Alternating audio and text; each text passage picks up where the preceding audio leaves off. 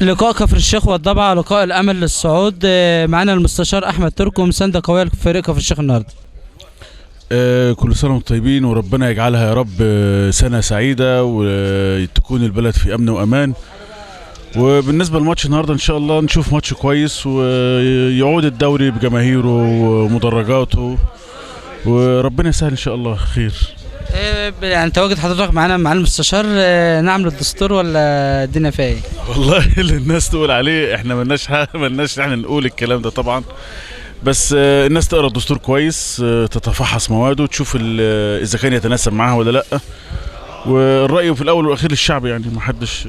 مش قلقان ان الشعب ممكن ما يطلعش وكله يقول لك الدستور هيعدي بنعم واحنا مش طالعين؟ والله الشعب المصري دايما صاحب مواقف، ودايما في المواقف الصعبة بيبقى ليه الشعب المصري ليه كلمته وليه دوره، واحنا بنأمل ان شاء الله ان الشعب المصري يظهر انجازاته وابداعاته للعالم كله يوم الاستفتاء على الدستور باذن الله.